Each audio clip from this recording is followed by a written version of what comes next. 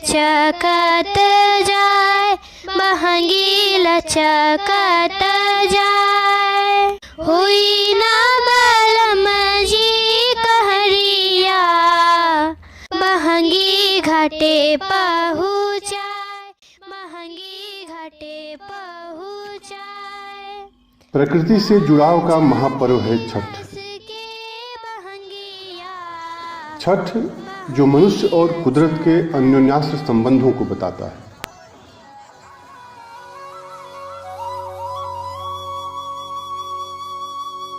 नदियों और तालाबों के किनारे मनाया जाने वाला यह त्योहार बताता है कि मनुष्य के लिए प्रकृति का कितना महत्व है।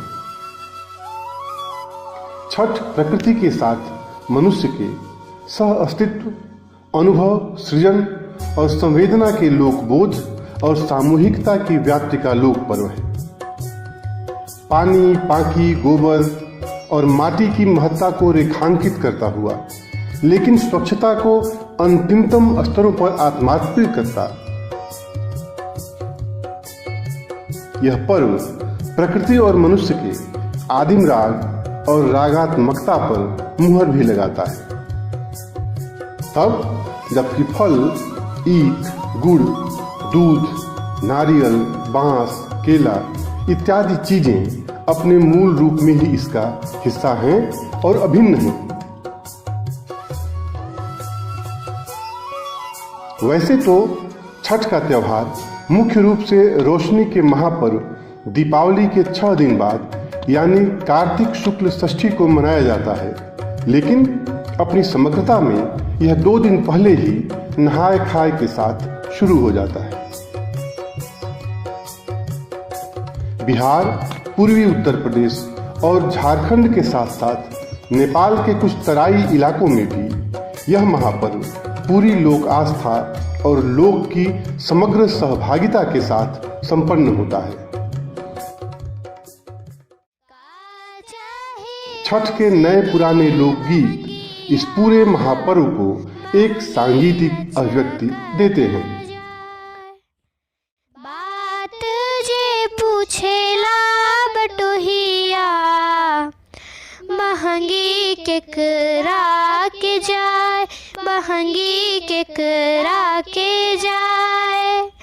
आन्हर हउवे रे बटोहिया, महंगी छठे मैया के जाए, महंगी छठी मैया के जाए।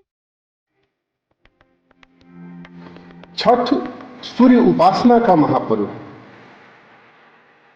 चढ़ते सूरज को सलामी देने की सर्वव्यापी मान्यता से इतर पूरी दुनिया में छठ इकलौता ऐसा त्योहार है जो ढलते सूरज को भी सलाम करता है। अस्ताचल सूर्य के अर्घ से शुरू होने वाला छठ पर्व उदीयमान सूर्य को अर्घ के साथ संपन्न होता है। सूर्य की उपासना के साथ उषा की उपासना भी स्त्री की स्वायत्तता और उपस्थिति को इस पूरे आयोजन में महत्वपूर्ण बनाती है कि छठी मैया की पूजा है।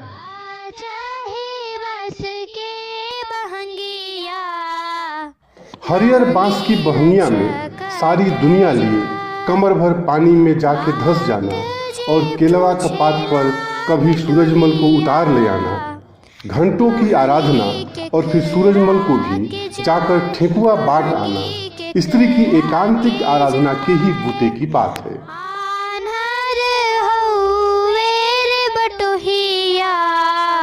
महंगी छठी मैया के जाए, महंगी छठी मैया के जाए।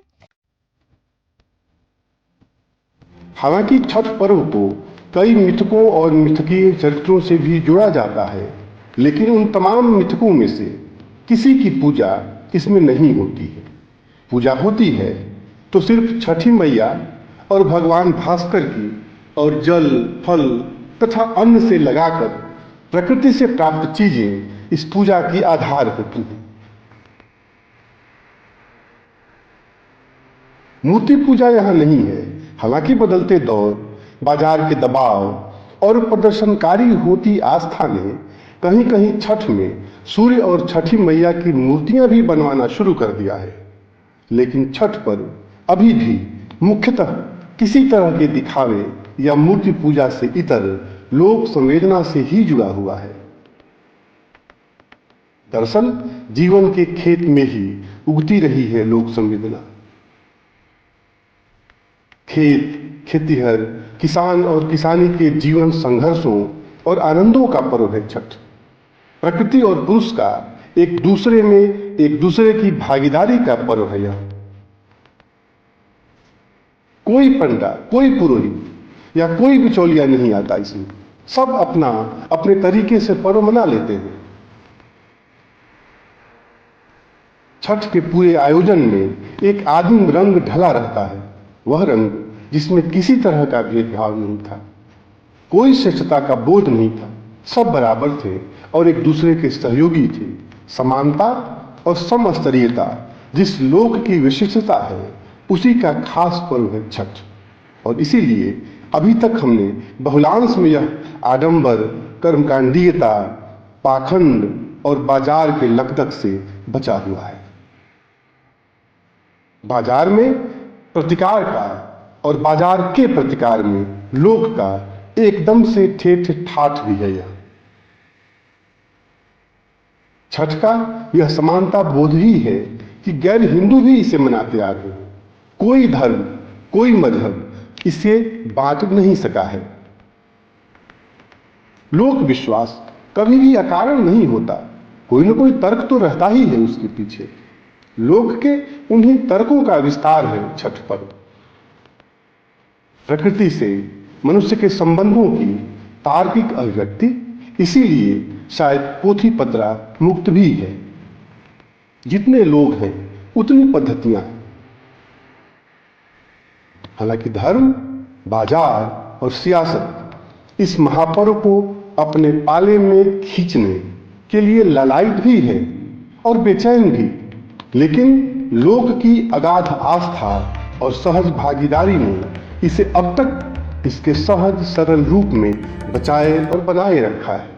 उम्मीद करें कि अपना यह लोक पर्व लोक से संपृक्त रहे, मनुष्य और प्रकृति का आत्मीय रिश्ता बना रहे और इस महापर्व का वह संदेश भी गूंजता रहे कि इंसान को कुदरत पर कब्जे की नहीं, कुदरत से दोस्ती की जरूरत है। बात जे पूछेला बटोहिया, महंगी केकरा के जाए, महंगी केकरा के जाए। आन्हर हउवे रे बटोहिया, महंगी छठी मैया के जाए, महंगी छठी मैया के जाए। उह बेजे बाड़ी छठी मैया, महंगी उनका के जाए, महंगी उनका के जाए। का चाही बस के महंगिया, महंगी लचकत